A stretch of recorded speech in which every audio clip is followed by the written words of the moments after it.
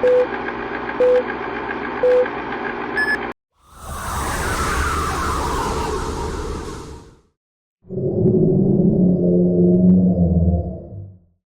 friends and I used to go hiking in the state park all the time. It was our go-to spot. One time we decided to take a trail we'd never been on before. It was supposed to be a shortcut to this amazing lookout point. The trail started out normal enough, but after a while it started getting really quiet. Like, unnervingly quiet. No birds, no squirrels, nothing. Just the sound of our own footsteps. Then, we started hearing this echo. At first, we thought it was just the train, but it didn't sound right. It was like someone was repeating our words back to us, but in a distorted, almost mocking voice. We started joking about it, trying to play it off, but it was creeping us out. Then, I said something like, "This is getting kind of creepy." And the echo repeated it back to me, but it sounded like it was right behind me, whispering in my ear. I froze. I turned around, but there was no one there. We started walking faster, trying to get out of there, but the echo just kept getting closer and closer. It started saying things we hadn't even said, things that were personal and disturbing. It knew our fears, our secrets. It was like it was inside our heads. Then, we came to this clearing. In the center was this old, gnarled tree, and hanging from the branches were dolls. Not just any dolls, but dolls that looked like us. They were dressed in our clothes, and their faces were painted to look like our faces. It was the most disturbing thing I'd ever seen. We ran. We ran as fast as we could, and the echo followed us all the way back to the trailhead. We haven't been back to that park since, and sometimes, late at night, I still hear the echo whispering my name. Now I have trouble falling asleep, and when I do, it gets into my dreams. My own voice, just wrong, whispering, "I'm waiting for you." My grandpa used to be a fire watcher in Montana. He'd spend weeks alone in this tower, high up on a mountain, watching for wildfires. He loved it, said it was peaceful, a way to connect with nature, until the last season. He started telling my grandma about these strange occurrences. He'd hear noises outside the tower at night, things moving around in the woods. He'd shine a spotlight, but he wouldn't see anything. Then, he started finding things left on the steps of the tower, small handmade dolls made of twigs and leaves. They were always arranged in different positions, like they were telling a story, a really messed up story. One night, he woke up to find the entire tower shaking.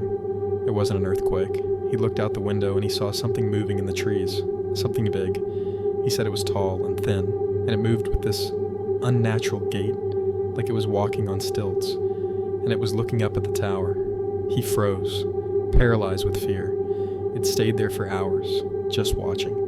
He radioed for help the next morning, but by the time they got there, whatever it was gone.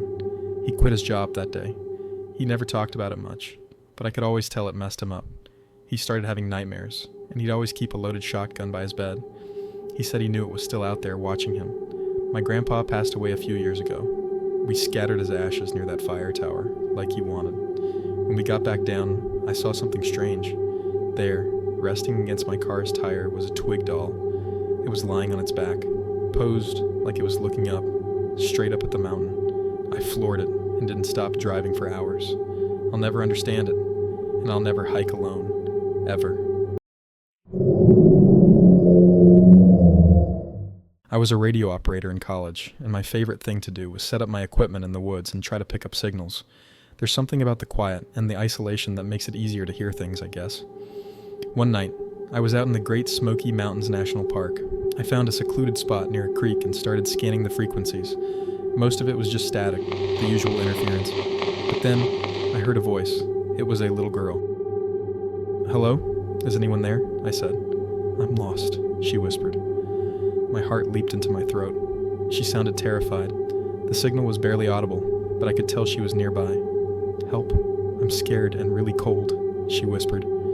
I tried to answer, but she didn't seem to hear me. She just kept repeating the same thing over and over again, filled with fear. "I'm lost. I want to go home," she whispered. The sound of her small, trembling voice created such a powerful fear and drive to go out and find her.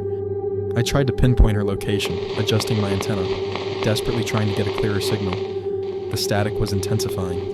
almost drowning out her voice, but as I walked deeper into the woods, the static was getting louder and louder. I kept going, but my hands were shaking. The thought of that little girl alone in the woods was unbearable. The woods were really quiet, the silence broken only by the crunch of my boots on the leaves and the growing roar of static in my headphones. My flashlight beam cut through the trees, revealing gnarled branches and twisted shadows. The static was so intense now I could barely hear, but I knew I was close. Then I saw it, a small, brightly colored backpack lying on the ground. My breath caught in my throat. I ran towards it, while my heart was pounding, calling out, "Hello? Is anyone there?" The only response was the deafening static. I rounded a cluster of trees, and there she was, lying motionless on the cold forest floor. I reached out to her, desperately trying to help. But then, I realized she was cold, and her lips were blue. She had been gone for weeks,